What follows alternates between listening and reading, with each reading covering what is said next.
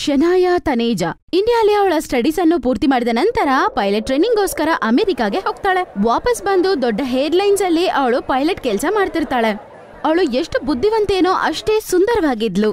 ಒಂದಿನ ಏರ್ಪೋರ್ಟ್ ಅಲ್ಲಿ ಅಭಿನವ್ನ ಗೊತ್ತಿಲ್ದೆ ಗುದ್ಬಿಡ್ತಾಳೆ. ಅವನು ಒಂದು ಬ್ಯಾಂಕ್ ಅಲ್ಲಿ ಕೆಲಸ ಮಾಡ್ತಿದ್ದ. ಅಭಿನವ್ ಅವಳನ್ನ ನೋಡಿದ ತಕ್ಷಣ ಫ್ಲಾಟ್ ಆಗ್ತಾನೆ.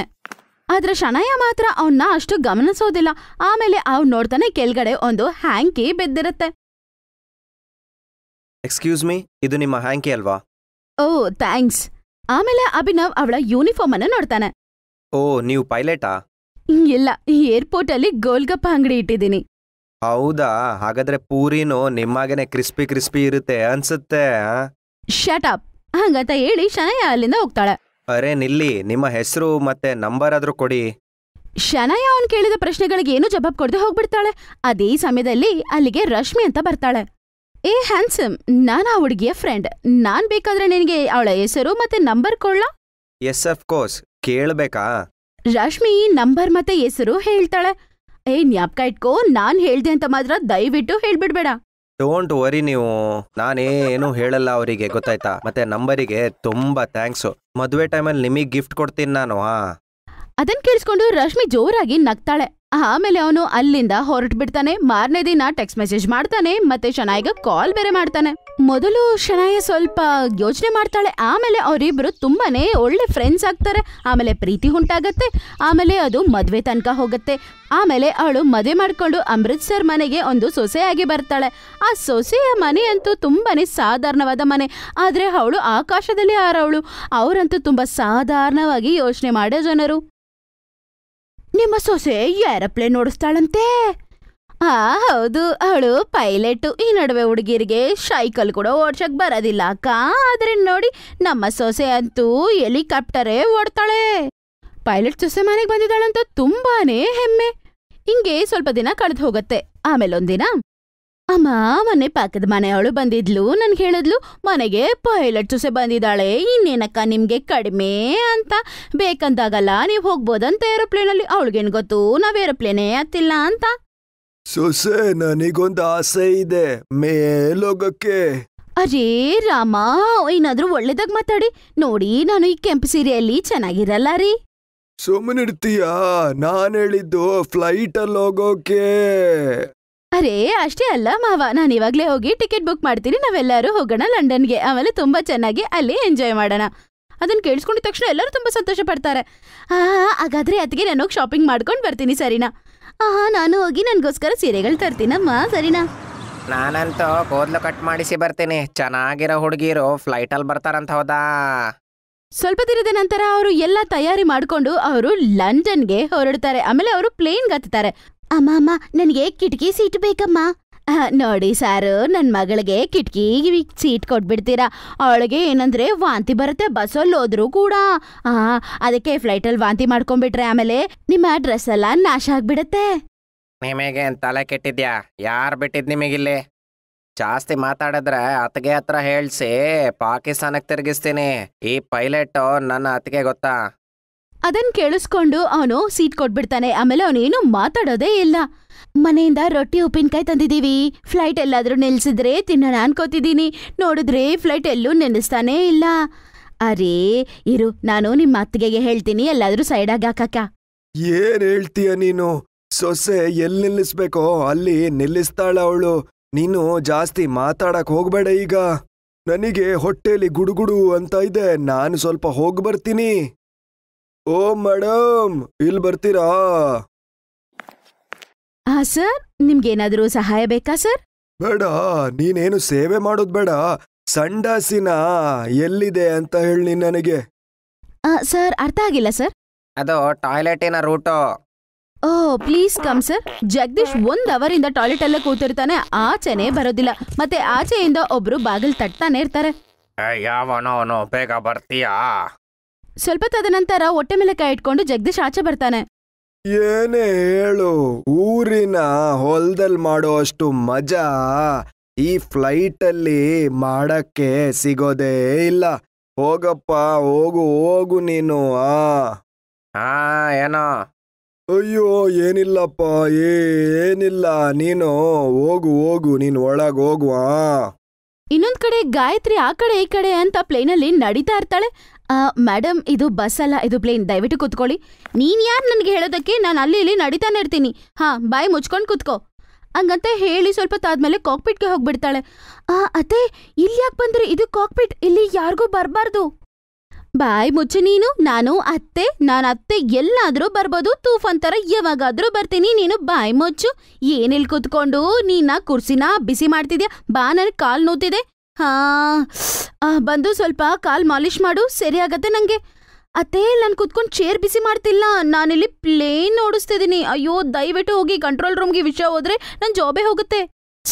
ಏರ್ಲೈನ್ಸು ಪೀರ್ಲೈನ್ಸ್ ಏನ್ ರೂಲ್ಸೋ ಏನೋ. ನನ್ನ ಸೊಸೆ ಹತ್ರ 1-2 ನಿಮಿಷ ನನ್ನ ಕೈಲಿ ಮಾತಾಡಕ್ಕಾಗಲ್ಲ.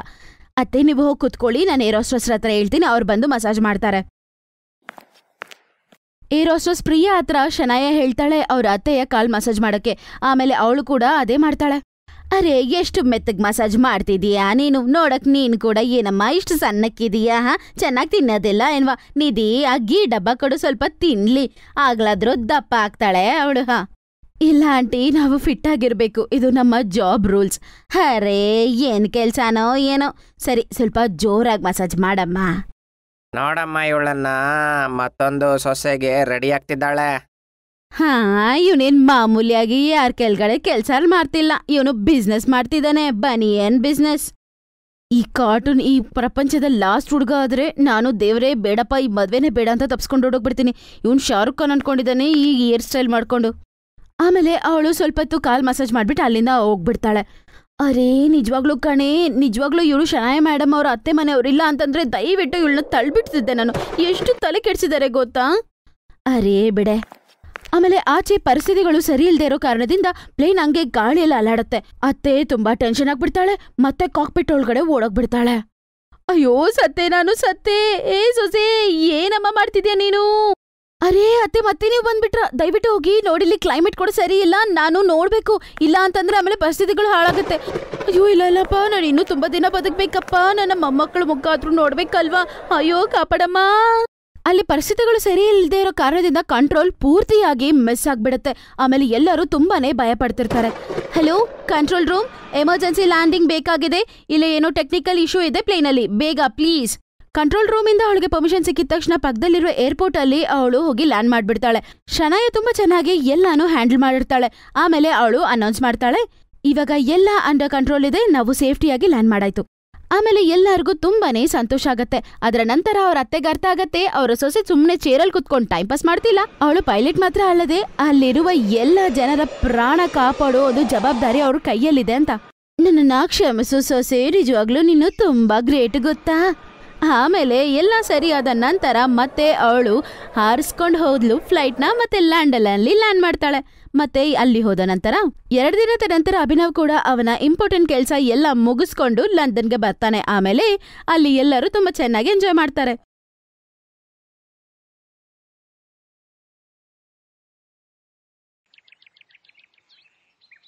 ರಮೇಶ್ನ ಸೈಕಲ್ ತಳ್ಳಿಸ್ತಾ ನಡ್ಕೊಂಡು ಕರ್ಕೊಂಡು ಹೋಗ್ತಾರೆ. ಮದುವೆ ಕಣ, ಮದುವೆ, ನನ್ನ ಫ್ರೆಂಡಿನ ಮದುವೆ, ಎಲ್ಲ ಬನ್ನಿ ಬನ್ನಿ ಕಣಲೇ, ಬನ್ರೋ ಬನ್ನಿ ಬನ್ನಿ. ಹುಡುಗಿಯವರು ಕೂಡ ಬಡವರೇ. ಇಷ್ಟು ಕಷ್ಟ ಕಾಲದಲ್ಲಿ ಕೂಡ ಹೆಂಗೋ ಕಷ್ಟಪಟ್ಟು ಅವ್ರಿಗೆ ಮದ್ವೆ ಮಾಡ್ತಾರೆ. ಮಾರನೇ ದಿನ ಬೆಳಗ್ಗೆ ರಮೇಶ್ ಅವರ ಹೆಂಡತಿನ ಸೈಕಲ್ ಅಲ್ಲಿ ಮುಂದೆ ಕೂರಿಸ್ಕೊಂಡು ಅದ್ರಿಂದಾನೇ ಮನೆಗೆ ಕರ್ಕೊಂಡು ಹೋಗ್ತಾನೆ. ಆಗ ಮಮತಾ ಅಂತಾಳೆ, ರಮೇಶ್ ಅವರೇ, ಈ ರಸ್ತೆ ಸ್ಟೇಷನ್ ಕಡೆಗೆ ಹೋಗುತ್ತೆ, ನಿಮ್ ಮನೆ ತುಂಬಾ ದೂರ ಇದೇನ್ರಿ? ಟ್ರೈನಾಗ ಹೋಗ್ಬೇಕಾರಿ? ಇಲ್ಲ ಮಮತಾ, ಹಾಗೇನಿಲ್ಲ, ರೈಲ್ವೆ ಸ್ಟೇಷನ್ ಹತ್ರನೇ ನನ್ನ ಮನೆ ಇರೋದು ಅಂತನ್ಕೋ.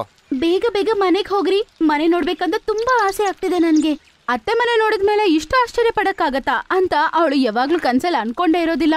ರಮೇಶ್ ಸ್ಟೇಷನ್ ಇಂದ ಇನ್ನೊಂದು 2 ಕಿಲೋಮೀಟರ್ ಹೋಗ್ತಾನೆ. ಕಾಡಿನ ಮಧ್ಯದಲ್ಲಿ ಒಂದು ಹಳೆಯ ಬೋಗಿ ಒಂದಿರುತ್ತೆ. ಅದ್ರ ಮುಂದೆನೆ ಸೈಕಲ್ ಹೋಗಿ ಅವನು ನಿಲ್ಲಿಸ್ತಾನೆ. ಅದೇನ್ರಿ, ಕಾಡಿನ ಮಧ್ಯೆ ಇಲ್ಲಿ ಸೈಕಲ್ ಬಂದು ನಿಲ್ಸಿದೀರಾ ನೀವು? ಇಲ್ಲ ಕಣೆ, ಹಾಗೇನಿಲ್ಲ, ಈ ರೈಲ್ವೆ ಬೋಗಿ ನೋಡ್ತಿದ್ಯಲ್ಲ, ಇದೇ ನಮ್ ಮನೆ ಕಣೆ. ಅದನ್ ನೋಡಿ ಮಮತಾ ಶಾಕ್ ಆಗ್ತಾಳೆ. ನಿಮ್ಗೆ ಅಪ್ಪ ಅಮ್ಮ ಯಾರು ಇಲ್ಲ ಅಂತ ನನಗೂ ಗೊತ್ತಿತ್ತು, ಆದ್ರೆ ಮನೇನೂ ಇಲ್ಲ ಅಂತ ಗೊತ್ತಿಲ್ರಿ. ಈಗ್ಲೂ ನನ್ ಜೊತೆ ಇರ್ತೀಯಲ್ವಾ ನೀನು? ಏನ್ರಿ, ಏನ್ ಮಾತಾಡ್ತಿದ್ದೀರಾ ನೀವು? ಒಂದು ಟ್ರೈನೇ ಅತ್ತೆ ಮನೆ ಆಗಿರೋದು ನನ್ನಂತ ಹುಡುಗಿಗ್ ಮಾತ್ರನೇ ಅನ್ಸುತ್ತೆ.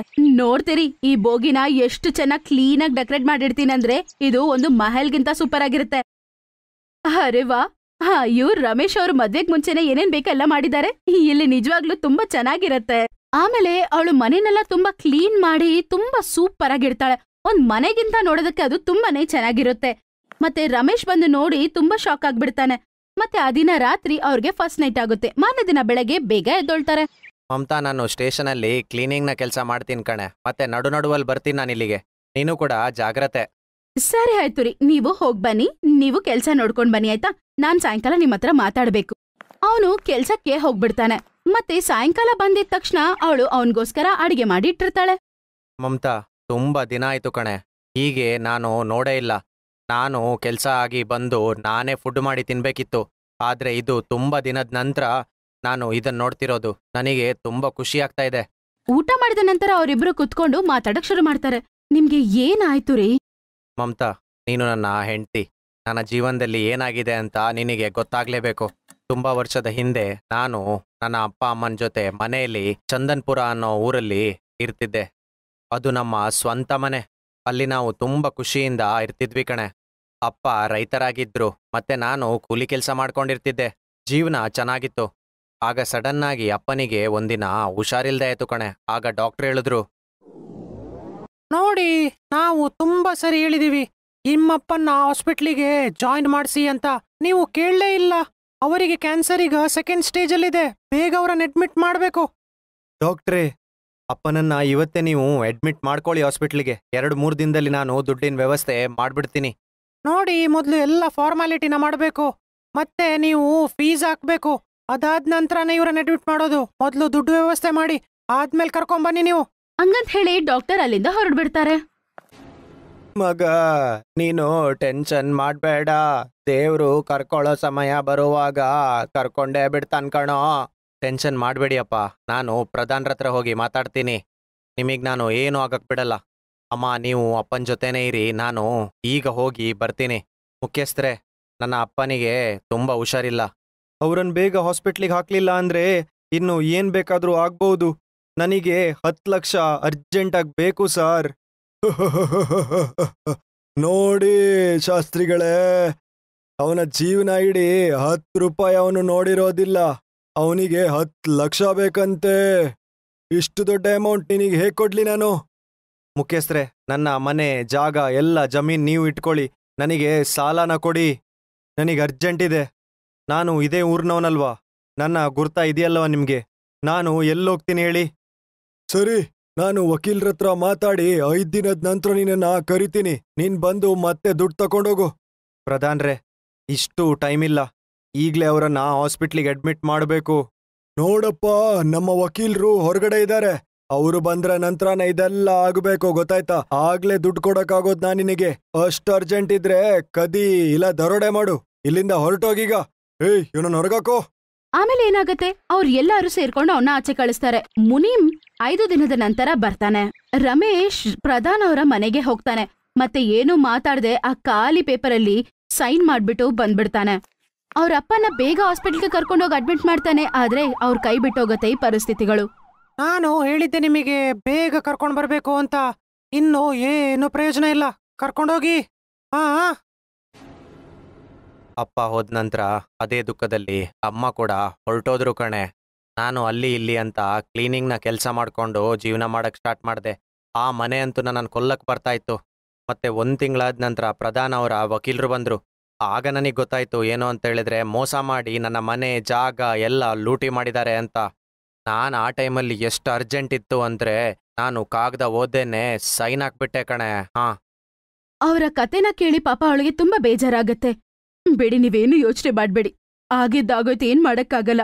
ಆದ್ರೆ ನಮ್ಮನ್ನ ಮೋಸ ಮಾಡ್ದವ್ರನ್ನ ಮಾತ್ರ ನಾವು ಸುಮ್ನೆ ಬಿಡಬಾರ್ದು. ನಾನ್ ನಿಮ್ ಜೊತೆ ಇರ್ತೀನಿ. ಗಂಡ ಹೆಂಡತಿ ಇಬ್ರು ಸೇರ್ಕೊಂಡು ಸ್ಟೇಷನ್ ಇಲ್ಲವೇಗ ಕೆಲ್ಸ ಮಾಡ್ತಿದ್ದಾರೆ. ಮಮತಾ ಟೀ ಮತ್ತೆ ಸಮೋಸ ಮಾರ್ತಾಳೆ. ಸ್ವಲ್ಪ ಸ್ವಲ್ಪ ದುಡ್ಡನ್ನು ಕೂಡಾಕಿ ಮಮತಾ ಮತ್ತೆ ರಮೇಶ್ ಆ ಬೋಗಿ ಹತ್ರದಿಂದ ಸ್ವಲ್ಪ ದೂರ ಬಂದು ಅವರಿಬ್ರು ಸ್ವಲ್ಪ ಚೆನ್ನಾಗಿರೋ ಅಂಗಡಿಯಲ್ಲಿ ಅವರು ಟೀ ಅಂಗಡಿ ಓಪನ್ ಮಾಡ್ತಾರೆ. ರೋಡಲ್ಲಿ ಶಾಪ್ ಓಪನ್ ಮಾಡಿ ತುಂಬಾ ಒಳ್ಳೆ ಕೆಲಸ ಮಾಡಿದೀರಾ. ಇಲ್ಲೆಲ್ಲೂ ಕೂಡ ಅಂಗಡಿ ಇಲ್ವಲ್ಲ. ಇಲ್ಲಿ ಹೋಗೋ ಬರೋರಿಗೆಲ್ಲ ತುಂಬಾ ಒಳ್ಳೇದಾಯ್ತು. ಆಮೇಲೆ ಅವರು ಸ್ವಲ್ಪ ಚೆನ್ನಾಗಿ ಸಂಪಾದನೆ ಮಾಡ್ತಾರೆ. ಸ್ವಲ್ಪ ದಿನದ ನಂತರ ಅಲ್ಲೇ ಡ್ಯೂಟಿ ಮಾಡ್ತಿರುವ ಒಬ್ಬ ಇನ್ಸ್ಪೆಕ್ಟರ್ ಬರ್ತಾರೆ. ನಿಮ್ಮನ್ನ ನಾನು ಬೋಗಿಲ್ ನೋಡಿದ್ದೀನಿ. ನಿಮ್ಮ ಮನೆ ಇಲ್ವಾ? ಮಮತಾ ಮತ್ತೆ ರಮೇಶ್ ನಡೆದ ಎಲ್ಲಾ ವಿಷಯವನ್ನು ಆ ಪೊಲೀಸ್ಗೆ ಹೇಳ್ತಾರೆ. ಅದೆಲ್ಲ ಕೇಳಿದ ನಂತರ ಆ ಪೊಲೀಸ್ ಹೇಳ್ತಾರೆ, ಗವರ್ಮೆಂಟ್ನ ಪ್ರಕಾರ ಎಲ್ಲ ಆಸ್ತಿ ಅವನ ಹೆಸರಿಗೇನೆ ಆಗಿದೆ.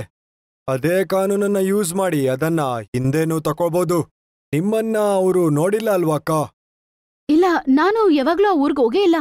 ನಾವು ಸಿವಿಲ್ ಡ್ರೆಸ್ ಅಲ್ಲಿ ನಾಳೆ ಅವರ ಮನೆಗೋಗೋಣ. ರಮೇಶಣ್ಣ, ನೀವು ದೂರ ನಿಲ್ಲಿ.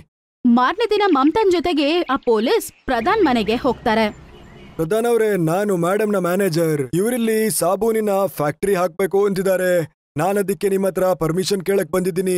ನೀವಿಲ್ ಕೊಟ್ರೆ 1 ಕೋಟಿ ಕೊಡ್ತೀವಿ. ಮ್ಯಾನೇಜರ್, ಪರ್ಮಿಷನ್ ಲೆಟರ್ ಅಲ್ಲಿ ಇವ್ರ ಹತ್ರ ಸೈನ್ ತಗೊಳ್ಳಿ. 1 crore ಅಲ್ಲ, 2 crore ಕೊಡಿ ಇವ್ರಿಗೆ. ಅತಿ ಆಸೆಯಿಂದ ಪ್ರಧಾನ್ ಏನು ಓದ್ದೇನೆ ಅವರು ಸೈನ್ ಮಾಡ್ಬಿಡ್ತಾರೆ. ತುಂಬಾ ಧನ್ಯವಾದಗಳು ಪ್ರಧಾನ್ ಅವರೇ, ಒಳ್ಳೆ ಕೆಲ್ಸ ಆಯ್ತು. ರಮೇಶಣ್ಣ ಬನ್ನಿ. ಅಷ್ಟರಲ್ಲೇ ರಮೇಶ್ ಅಲ್ಲಿಗೆ ಬರ್ತಾರೆ. ಇವರಿಗೆ ಮೋಸ ಮಾಡಿ ನೀವು ಇವರ ಜಾಗನೆಲ್ಲ ತಗೊಂಡಿದ್ದಲ್ವಾ, ಅದಕ್ಕೆ ಈಗ ಅದನ್ನೇ ಯೂಸ್ ಮಾಡಿ ಅವರಿಗೆ ಎಲ್ಲ ಹಿಂದಿರುಗಿಸಿ ಕೊಟ್ಟಿದ್ದೀನಿ ನಾನು. Best buddies.